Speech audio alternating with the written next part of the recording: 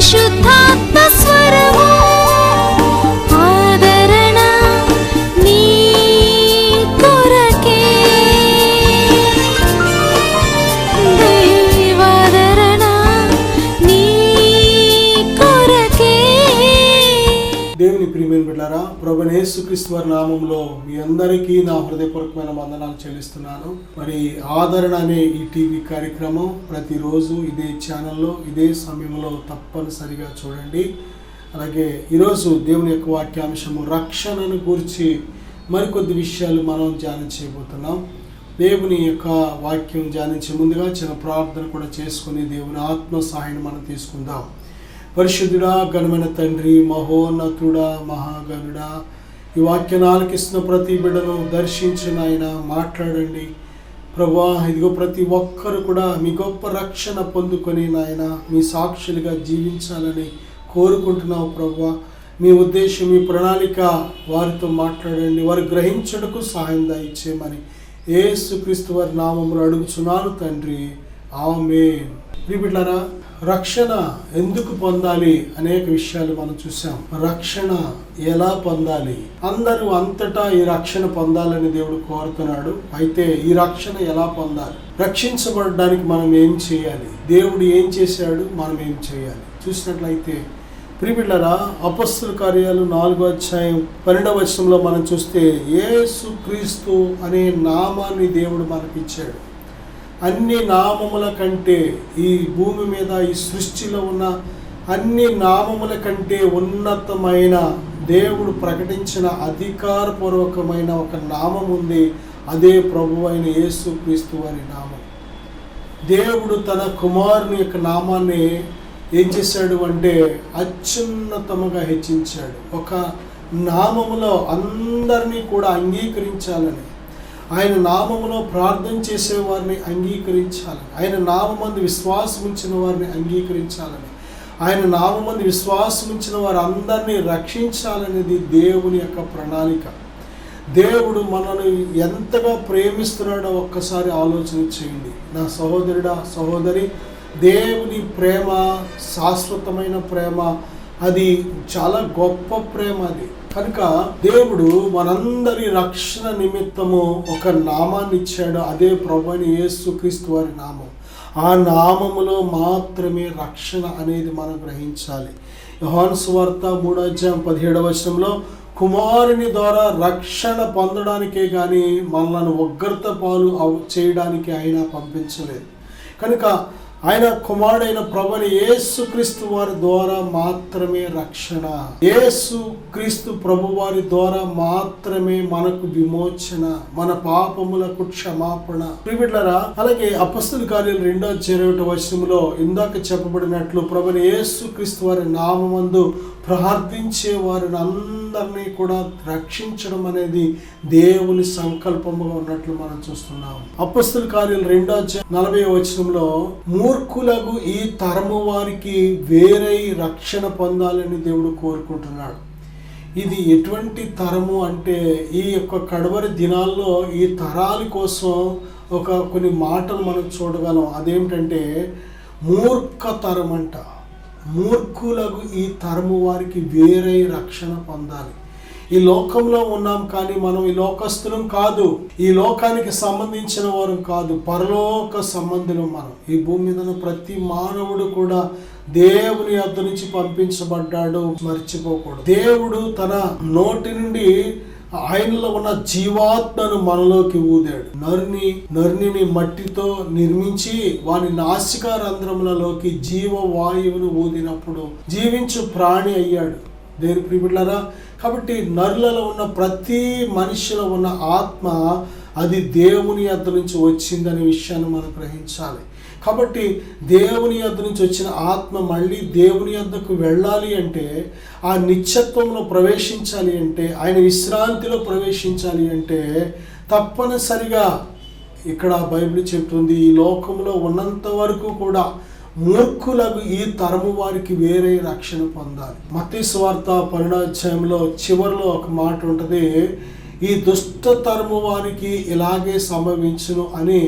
ఒక అపవిత్రాత్మ ఒక పాపిని వదిలిపోయిన తర్వాత అది నీళ్లు వెదకుచు నీరు లేని చోట తిరుగుచు ఏం చేస్తుందంటే, నేను విడిచి వచ్చిన ఇల్లు ఎలాగుందో చూద్దాం అనుకొని వచ్చేటప్పటికి అది ఊడ్చి అమర్చి ఉండటం చూసి ఆ ఇంట ఎవరు లేక అదేం చేస్తుందంటే, తనకంటే చెడ్డవైన మరి 7 దెయ్యములను వెంట పెట్టుకుని వచ్చి ఆ దేహంలో నివాసిస్తుందంట. దేని బిడ్డరా, కనుక మూర్ఖతరము. అలాగే రెండోది చూస్తే, ఆ అపవిత్రాత్మ ఏ విధంగా బయటికి వెళ్ళిపోయి 7 దురాత్మలు తీసుకొచ్చి ఆ మనిషిని నివసించి ఆ మనిషి మొదటి స్థితి కంటే 7 రెట్లు చెడ్డదిగా చేస్తుందంట. అది ఎవరికంటే దుష్టతరము వారికి. ఈ దుష్టతరము వారికి ఆ విధంగా సంభవించునని ప్రభు చెప్తున్నారు. కనుక దేని బిడ్డరా, నిజమే ఈ కడవరి దినాల్లో ఎన్ని రకాల తరాలు అంటే, భక్తిహీనమైన తరం, దుష్టతరము, బుద్ధిహీనమైన తరము, అవివేక తరము, తొందరపాటు తరము, దేని బిడ్డరా శరీర సంబంధమైన మనస్సు కలిగిన తరాలుగా ఉంటున్నట్లు మనం చూస్తున్నాం ఈ కడవరి దినాల్లో. బహు భయంకరమైన మనుష్యులు. కాబట్టి ఈ మూర్ఖ తరానికి వేరుగా ఉండాలి. నీ పరిశుద్ధతను కాపాడుకోవాలంటే, దేవుడు నీకు ఇచ్చిన రక్షణ కాపాడుకోవాలంటే, దేవుడు నీకు ఇచ్చిన భక్తిని కాపాడుకోవాలంటే, దేవుడు నీకు ఇచ్చిన విశ్వాసాన్ని కాపాడుకోవాలంటే, దేవుడు నీకు ఇచ్చిన పరిశుద్ధ జీవితాన్ని కాపాడుకోవాలంటే తప్పనిసరిగా ఈ మూర్ఖ తరానికి వేరుగా ఉండడం మంచిది. వారితో సాంగత్యం, సహవాసం, సంభాషణలో పూర్తిగా మానివేయడం మంచిది. ఎందుకంటే దేవుడికి ఇచ్చిన విలువైన వాటిని చేతులారా పాడు చేసుకునే కంటే వారికి దూరంగా ఉండి వీటిని రక్షించుకోవడం మంచిది. అపొస్తలుల కార్యాలు 11:14, అలాగే రోమపత్రిక 1:16, కొరింథీయులకు రాసిన మొదటి పత్రిక 15:2, అపొస్తలుల కార్యాలు 11:14, ఎఫెసీ పత్రిక 1:13, అనేక చోట్ల అనేక రిఫరెన్స్లు, దేవుని వాక్యాలు మనం చూడగలం. యేసును గూర్చిన మాటల వలన రక్షణ కలుగుతుంది. ఏ మాటలు వింటే నువ్వు రక్షణ పొందుతావో ఏనాడైనా ఆలోచన చేసావా? ఏ మాటలు వింటే నీ ఆత్మకు రక్షణ కలుగుతుంది? ఈ లోకంలో 24 గంటలు మన జీవితంలో వింటూనే ఉంటాం, మాట్లాడుతూనే ఉంటాం. మన వినే మాటల వల్ల మనకు ఎంతవరకు మేలు కలుగుతుంది, ఎంతవరకు నష్టం కలుగుతుంది? మనం మాట్లాడే మాటల వల్ల ఎంతవరకు ఇతరులకి మేలు కలుగుతుంది, ఎంతవరకు నష్టం కలుగుతుంది? ఏనాడైనా ఆలోచన చేశామా? దేని ప్రియబిడ్డలారా, వినే మాటల వలన ఎక్కువ నష్టం. చాలా జాగ్రత్త. నువ్వు మాట్లాడే మాటలు నీకు కలిగించే నష్టం ఎంత ఉందో అంతకంటే నువ్వు వినే మాటలు కూడా, చెడు సమాచారం నీ హృదయానికి వచ్చిందంటే, అపవిత్రమైన సమాచారం నీ హృదయానికి వచ్చిందంటే అది నీ హృదయాన్ని, నీ భవిష్యత్తును కూడా పాడు చేసే అవకాశం ఉంటుంది. యేసును కూర్చిన మాటలు వింటే 12 సంవత్సరాల నుంచి రక్తస్రావం కలిగిన స్త్రీ యేసును గురించి విన్నదంట. ఉన్నట్టు సత్యము విని ఆమె ప్రభు అయిన యేసుక్రీస్తునందు విశ్వాసం ఉంచింది.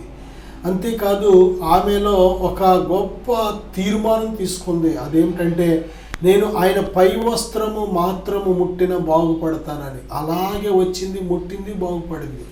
అలాగా అంత గొప్ప స్వస్థత చిటికలో పొందుకోవడానికి కారణం ఏంటంటే, మొట్టమొదట ఆమె యేసుని గురించి ఉన్నట్టు విన్నది. ఈరోజు యేసుని గురించి ఎన్ని రకాల దేని బిడ్డలారా, ఎన్ని రకాలుగా మాట్లాడుతున్నారు జనం, ఎన్ని రకాలుగా చెడు మాటలు పలుకుతున్నారు, ఎన్ని రకాలుగా అబద్ధాలు, ఎన్ని రకాలుగా చెడ్డ ప్రచారం చేస్తున్నారు. ఆలకించండి. ఈరోజు ఎంతోమంది అటువంటి మాటలు విని నిజమైన సత్యాన్ని తెలుసుకోలేకపోతున్నారు. వారిని స్వస్థపరిచే ప్రభునందు విశ్వాసం ఉంచలేకపోతున్నారు. వారిని విడిపించే ప్రభునందు విశ్వాసం ఉంచలేకపోతున్నారు. వారిని బాగు చేసే ప్రభునందు విశ్వాసం ఉంచలేకపోవడానికి కారణం అటువంటి అబద్ధపు ప్రచారాలు విని. నా సహోదరుడా, యెహోవా ఉత్తముడని రుచి చూసి తెలుసుకొనుడని బైబిల్ చెప్తుంది. రుచి చూడు. ప్రభువైన యేసుక్రీస్తునందు విశ్వాసం ఉంచి రుచి చూడు. ఆయన ఎంత ప్రేమ కలిగిన వాడో, ఎంత మంచివారో, ఆయన ఎంత వాత్సల్యత కలిగిన వారో ఆయనను రుచి చూడు. ఎన్నో రుచులు మనం చూస్తూ ఉంటాం కదా. నాలుక ఎన్నో రుచులు టేస్ట్ గుర్తిస్తూ ఉంటుంది. అలాగే చెవి కూడా ఎన్నో, ప్రతి స్వరము అందులో ఉన్న అర్థం ఏంటో గుర్తించగలుగుతూ ఉంటుంది. అలాగే ప్రభువైన యేసుక్రీస్తు మాటలు ఒక్కసారి విని రుచి చూడు. నీ చెవిని వివేచింపనియ్యి. అవి జీవం కలిగిన మాటలా, జీవం లేని మాటలా? నిన్ను రక్షించే మాటలా, రక్షించలేని మాటలా? ఆయన నిజమైన దైవమా కాదనేది నీ చెవి చెబుతుంది. దేవుని ప్రియమైన బిడ్డలారా, దేవుడు ఆయన గురించిన మాటలు మనల్ని రక్షిస్తాయి.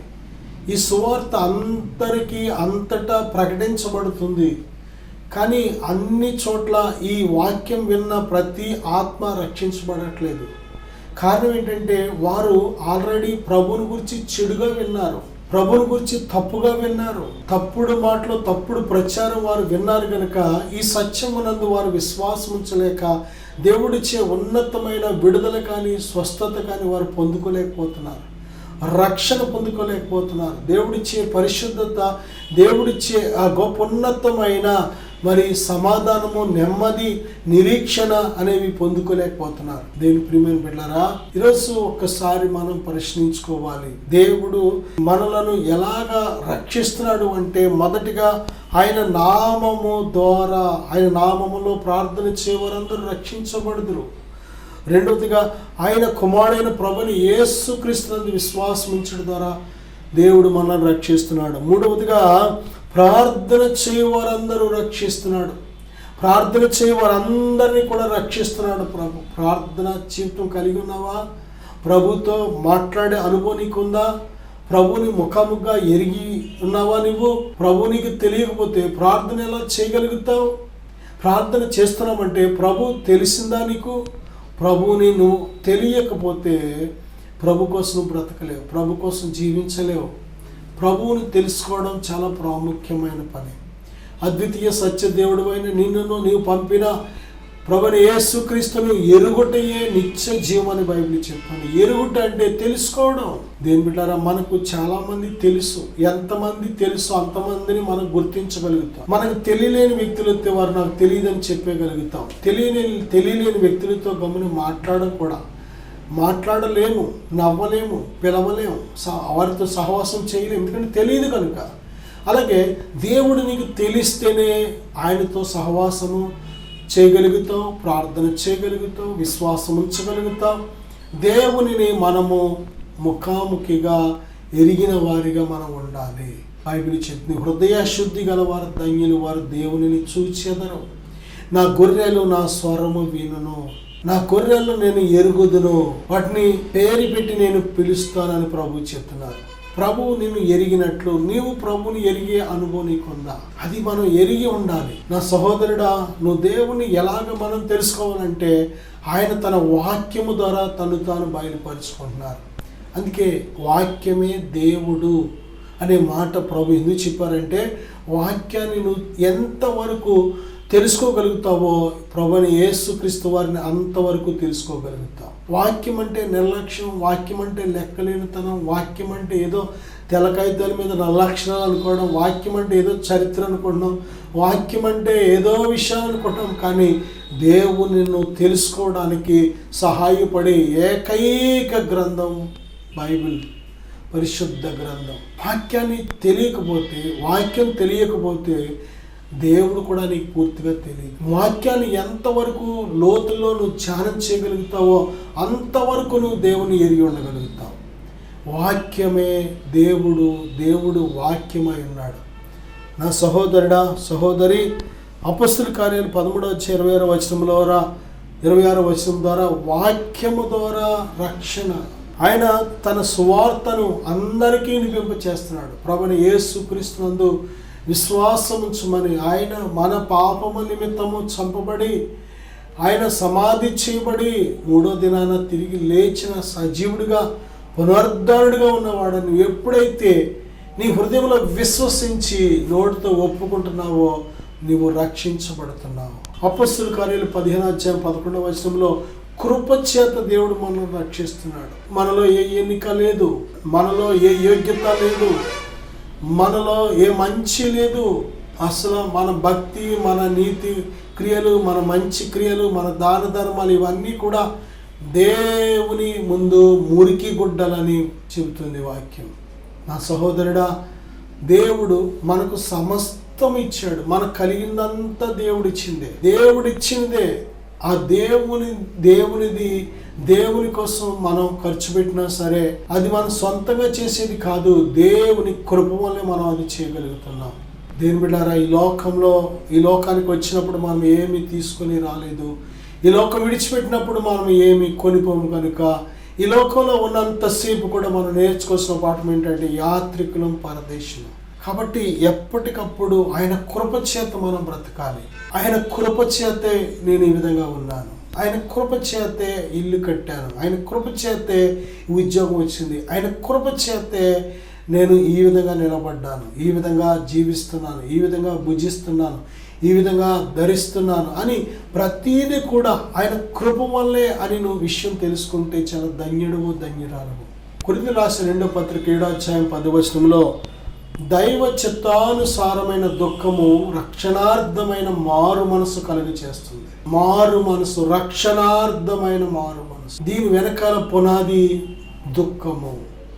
లోక సంబంధమైన దుఃఖం ఉంది, దైవ చిత్తానుసారమైన దుఃఖం ఉంది. లోకములో నాకు అది లేదు, ఇది లేదు, నా జీవితం ఇలాగుంది అలాగుందని ఏడుస్తూ ఉంటారు. లోకములో వాళ్ళకుంది నాకు లేదు, వీళ్ళకుంది నాకు లేదని ఏడుస్తూ ఉంటారు. లోక సంబంధమైన దుఃఖం మరణాన్ని కలుగు చేస్తుంది. కానీ దైవ చిత్తానుసారమైన దుఃఖం రక్షణార్థమైన మారు మనసును కలుగ చేస్తుంది. దేవుని ప్రియమైన బిడ్డ, మారు మనసుకు పునాది పశ్చాత్తాపం అనేది చాలా ప్రాముఖ్యం. గతించిన కాలంలో ప్రభువుకు దూరంగా ఉన్నప్పుడు మన జీవితంలో చేసిన ప్రతి అవిధేయత క్రియలను గురించి మనం పశ్చాత్తాపడాలి. తప్పిపోయిన కుమారుడు ఇంటికి వచ్చినప్పుడు, తండ్రి నిన్ను తండ్రి అనడానికి కూడా నాకు యోగ్యత లేదు, నీకు విరోధంగా, పరలోక రాజ్యములకు విరోధంగా నేను పాపము చేశాను, ఇక నుంచి నేను తండ్రి అనడానికి కూడా నాకు యోగ్యత లేదని తన్ను తాను తగ్గించుకొని విరిగి నలిగిన హృదయంతో తిరిగి తండ్రి అంతకు ఎప్పుడైతే వచ్చాడో ఆ తండ్రి వెంటనే క్షమించాడు, చేర్చుకున్నాడు, హత్తుకున్నాడు, ముద్దు పెట్టుకున్నాడు. మళ్ళీ తిరిగి తన కుమారుడుగా అధికారం ఇచ్చాడు. ఆ కుమారుడు పోగొట్టుకున్న రక్షణ అనే వస్త్రం మళ్ళీ ఇచ్చాడు. దేవుని బిడ్డ, నిజమే ఈరోజు ఎంతమంది మనం తగ్గింపు కలిగి అటువంటి విరిగి నలిగిన హృదయంతో రక్షించబడ్డాం. రక్షణ అంటే ఒక మీటింగ్కి వెళ్ళి చేయి ఎత్తేయడం కాదు. రక్షణ అంటే ఒక చర్చ్కి వెళ్ళి దేవుడారా దైవజనులను అడిగి ఒక ముంచితే అది కాదు రక్షణ. రక్షణ అంటే నీ గతించిన కాలంలో పాపపు జీవితాన్ని బట్టి నువ్వు ఎప్పుడైతే పశ్చాత్తాపడి ప్రభువా నేను పాపిని, నన్ను క్షమించు అని నీ మనస్ఫూర్తిగా దైవ చిత్తానుసారమైన దుఃఖము చేత పశ్చాత్తాపడ్డావో అప్పుడు దేవుడు నిన్ను అంగీకరించి ఆ పాపాన్ని కడిగి నీకు దేవుడు నూతనమైన నీతి అనే వస్త్రం, పరిశుద్ధత అనే వస్త్రం దేవుడు ధరింప చేస్తున్నాడు. రక్షణ అనే చెప్పులు నీకు ధరింప చేస్తున్నాడు. తన కుమారుడిగా, కుమార్తెగా అధికారం అనే ఉంగరాన్ని దేవుడు ధరింప చేస్తున్నాడు. నా సహోదరుడా, నిజమే ఈరోజు మనకు కావలసిన దైవ చిత్తానుసారమైన దుఃఖం. దశలోనికలు రాసిన పత్రిక 2వ పత్రిక 2వ అధ్యాయం 13వ వచనంలో ఆత్మ మిమ్మును పరిశుద్ధపరచుట వలనను సత్యమును మీరు నమ్ముట వలనను దేవుడు రక్షిస్తున్నాడనే మాట మనం చూస్తున్నాం. పరిశుద్ధాత్మ మనలను పరిశుద్ధపరిచే ఆత్మ. పరిశుద్ధాత్మ మన విధేయతను బట్టి ఆయన మనను పరిశుద్ధపరుస్తూ ఉంటాడు. అంతేకాదు సత్యవంతుడైన ఆ సత్య సువార్తను, ప్రభుని యేసుక్రీస్తు వారిని గురించిన సువార్తను మనం ఎప్పుడైతే నమ్ముతామో ఆ సువార్త మనను రక్షించే సువార్తగా ఉంది. కనుక దేవుని బిడ్డలారా, పరిశుద్ధాత్మ చేత మనం పరిశుద్ధపరచబడాలి. సత్యాన్ని నమ్ముట ద్వారా కూడా మనము రక్షించబడుతున్నాం. మార్క్స్ వార్త 13వ అధ్యాయం 13వ వచనంలో అంతము వరకు సహించిన వాడే రక్షించబడును. అంతము వరకు. ఏ క్షణమైతే నువ్వు ప్రభుని అంగీకరించావో ఆ క్షణము నుండి ఎండింగ్ వరకు, అంటే ఇక చివరి శ్వాస వరకు, చివరి రోజు, చివరి గడియ, చివరి శ్వాస వరకు కూడా ప్రభుని నువ్వు విడిచిపెట్టకూడదు. దీని బిడ్డ, అంతము వరకు సహించాలి. ఈ లోకము దుష్టుని యందు ఉన్నది కనుక ఈ లోక అధికారి అయిన సాతాను చివరి వరకు మనతో పోరాడుతూ ఉంటాడు. మనము దేవుని రాజ్యం వెళ్లకుండా అడ్డగించాలని, మన రక్షణను మనం కొనసాగించకుండా ఉండాలని, మనము దేవుని రాజ్యాన్ని స్వతంత్రించుకోకుండా తప్పిపోవాలని వాడి ఉద్దేశాలు అన్నమాట ఇవన్నీ కూడా. దొంగతనము, హత్య, నాశనము ఎందుకు చేస్తాడు అంటే మనము ఏమాత్రము నిత్య జీవం పొందకూడదు, ఏమాత్రము దేవునితో సహవాసం చేయకూడదు, ఏమాత్రము దేవుని రాజ్యం మనం వెళ్ళకూడదు. వాడితో పాటు వాడు చేసిన పాపానికి ఏ శిక్ష తెచ్చుకున్నాడో అదే శిక్ష మనము అనుభవించాలనేది సాతాను యొక్క దురుద్దేశం. అందుకే చివరి వరకు వాడు మనతో పోరాడుతూ ఉంటున్నప్పుడు మనం ఏం చేయాలంటే అంతము వరకు సహించాలి, జయించాలి, దేవుని కోసం జీవించాలి. దేని బిడ్డ, నీ విశ్వాసం చివరి వరకు పరీక్షించబడుతుంది, నీ భక్తి పరీక్షించబడుతుంది, నీ నీతి పరీక్షించబడుతుంది, నీ యథార్థత పరీక్షించబడుతుంది, నీ యొక్క భక్తి పరీక్షించబడుతుంది. విశ్వాసము పరీక్షల గుండా వెళితేనే శుద్ధ సువర్ణంగా మారుతుంది. అగ్ని చేత మాత్రమే బంగారాన్ని ఏ విధంగా శుద్ధి చేయగలుగుతారో దేవుడారా, బంగారాన్ని ఇక యాసిడ్తో శుద్ధి చేస్తే పైన శుద్ధి, నీటితో శుద్ధి అవ్వదు. అది తప్పనిసరిగా అగ్ని అనే పరీక్ష గుండా వెళితేనే బంగారం శుద్ధి అవుతుంది, మంచి వస్తువుగా రూపం ఏర్పడుతుంది. అలాగే మన విశ్వాసం, బంగారం కంటే అమూల్యమైన మన విశ్వాసం కూడా పరీక్షించబడుతూ ఉంటుంది. తప్పనిసరిగా పరీక్షలో నువ్వు నిలవాలి, నువ్వు ఓర్చుకోవాలి, నువ్వు సహించాలి. అప్పుడే నువ్వు రక్షించబడుతున్నావు. ఇంత గొప్ప రక్షణను ఎలాగ పొందాలి అనేది అనేక విషయాలు మనం చూసాం. ప్రభు తన రక్తాన్ని సిలువలో చిందించింది ఎందుకో తెలుసా? మన రక్షణ కోసం. ప్రభు సిలువలో ఓర్చుకున్నది ఎందుకో తెలుసా? మన రక్షణ కోసం. ప్రభు సిలువలో ఆ మేకులు, కాళ్ళు చేతిలో మేకులు, ముళ్ళ కిరీటం, ఆ పిడిగుద్దులు, సమస్త వేదన అనుభవించింది ఎందుకో తెలుసా? మన రక్షణ కోసం. ఇంత గొప్ప రక్షణ, ఇంత విలువైన రక్షణ నిర్లక్ష్యం చేస్తున్నావా? దేవుడు పిలుస్తుంటే ఆ పిలుపును ఎటకారంగా, ఏళకోలంగా లెక్కలేనట్టు ఉన్నావా? కానీ దేవుడు నేను ప్రేమిస్తున్నాడు. నేను మీకోసం చిన్న ప్రార్థన చేస్తాను. విశ్వాసంతో ఏకీవిద్దాం. పరిశుద్ధుడా, ఈ ప్రార్థనలు ఏకీవిస్తున్న ప్రతి బిడ్డను ఇప్పుడే దర్శించు తండ్రి, ఇప్పుడే దర్శించండి నాయన. రక్షణ లేని బిడ్డలకు రక్షణ కలుగునుగాకని ప్రార్థిస్తున్నాను. ఏ బంధకాల్లో పడి ఉన్నారో, ఏ చీకటి చేత బంధించబడి ఉన్నారో విడుదల కలుగునుగాకని ప్రార్థిస్తున్నాను. యేసుక్రీస్తు నామములో ప్రతి బంధకం నుంచి విడుదల కలుగునుగాక, ప్రతి చీకటి బంధకం నుంచి విడుదల కలుగునుగాకని ప్రార్థిస్తున్నాను. మీ గొప్ప రక్షణ నాయన, మీరు సిలువలో ఏర్పాటు చేసిన, సిద్ధపరిచిన ఆత్మకు రక్షణ నీ బిడ్డలకు కలుగునుగాకని ప్రార్థిస్తున్నాను. ఆత్మ రక్షించబడకుండా హృదయాన్ని కఠినపరుస్తున్న ప్రతి చీకటి విడిచిపోవునుగాక ఆజ్ఞాపిస్తున్నాను తండ్రి. యేసుక్రీస్తు నామములో ఆత్మకు రక్షణ కలుగునుగాక, ప్రతి వ్యసనముల నుండి రక్షణ కలుగునుగాక, పాపము నుండి రక్షణ కలుగునుగాక, ప్రతి లోక బంధకాల నుంచి రక్షణ కలుగునుగాక, ప్రతి శరీర సంబంధమైన క్రియల బంధకాల నుంచి రక్షణ కలుగునుగాక తండ్రి. ప్రతి మోసపరుచుచున్న ఆత్మ నుంచి రక్షణ కలుగునుగాక ప్రభు. మీ సర్వ సత్యముల బిడ్డల ఆత్మీయ జీవితాలు నడుచునుగాక తండ్రి. మీ వెలుగు బిడ్డలపై ప్రకాశించబడునుగాక తండ్రి. దీవించు నాయన. రక్షణ లేని బిడ్డలు రక్షణ పొందుటకు సహాయం దయచేయండి. వారి నేత్రాలు, హృదయాలు తెరవండి ప్రభు. మీ గొప్ప సంతోషం, సమాధానం నీ బిడ్డలు అనుభవించటకు సహాయం దయచేయమని యేసుక్రీస్తు నామములో అడుగుచున్నాను తండ్రి. ఆమేన్. God bless you. దయచేసి ఇద్దరు ఆడవాళ్ళు ఉండండి, ఇద్దరు మామూలు ఉండండి, కట్టుకునే వాళ్ళు అంతే. Thank you Jesus.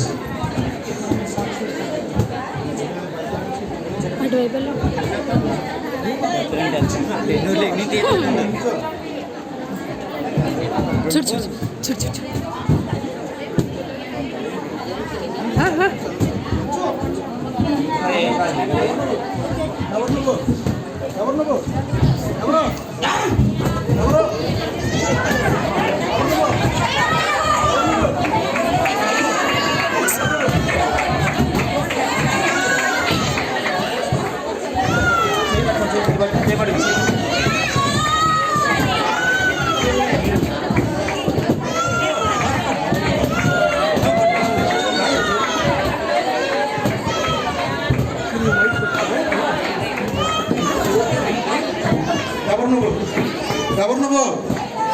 ఎవరు నువ్వు? ఎవరు నువ్వు? ఎవరు నువ్వు? ఎక్కడి నుంచి వచ్చావు? ఎవరు నువ్వు? చెప్పు. ఎవరు నువ్వు? ఎవరు నువ్వు? ఎవరు నువ్వు? ఎవరు నువ్వు? ఎవరు నువ్వు? ఎవరు నువ్వు? ఎవరు నువ్వు? ఎవరు నువ్వు? ఎవరు నువ్వు? ఎవరు నువ్వు? ఎవరు?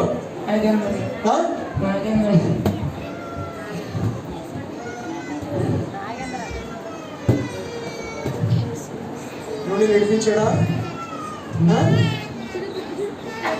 ఏముందా ఇంకా నీలో?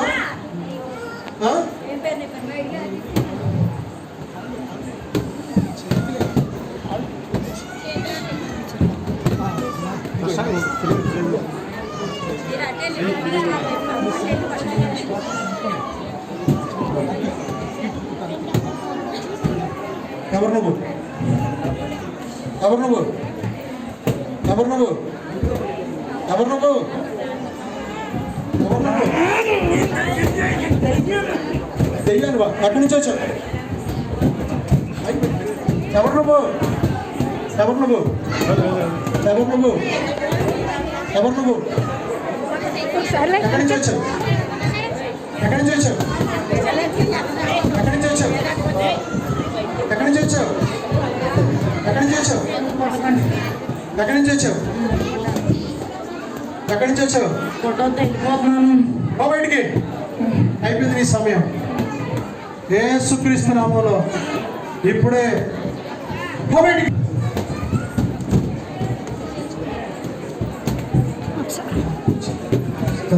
వందనాలు చెప్పేసరికి హల్లెలూయా. ఎన్నో సంవత్సరాల నుంచి త్రాగుడికి భారం చేసేసింది, కుటుంబాన్ని ఏడిపించింది దెయ్యం. ఈరోజుతో దేవుడు నీకు విడుదల ఇచ్చాడు. Thank you Lord. వందనాలు చెప్పేసరికి వందనాలు చెప్పా. హల్లెలూయా హల్లెలూయా.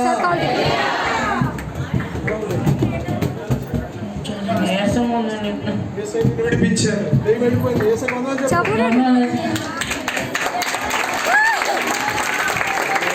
Thank you Jesus. హల్లెలూయా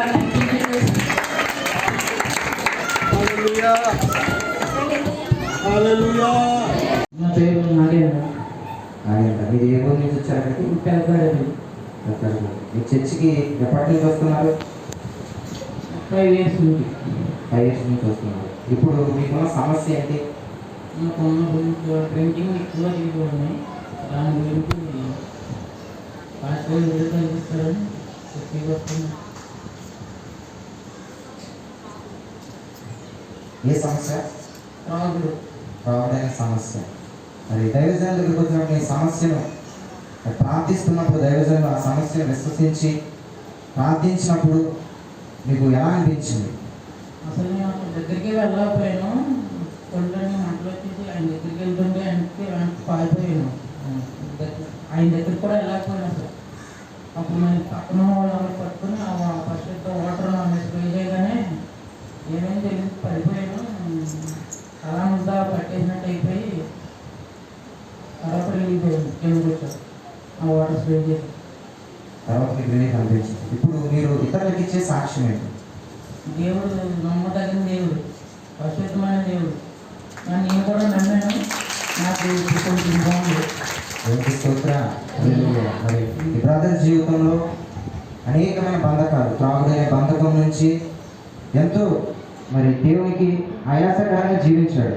కానీ దేవుని యొద్దకు వచ్చేవారిని ఆయన ఎంత మాత్రమో కూడా ఎక్కివాడు. ఎందుకంటే ఆయన మా కన్న తండ్రి కనుక. మరి దైవజనుడికి దగ్గరికి వచ్చి ఆ అభిషేక వాటర్ని సేవ్ చేస్తే నా జీవితం బాగుపడుతుందని వచ్చి దైవజనులతో ప్రార్థన చేస్తున్నప్పుడు మరి ఆ యొక్క దురాత్మ అతని నుంచి వీడి వెళ్ళిపోయి ఎంతో నెమ్మది సమాధానంతో ఆ బిడ్డ నింపబడ్డాడు. ఇది కేవలం దేవుని యొక్క మహిమ. మనందరం కూడా ఒకసారి చెప్పడం దేవుని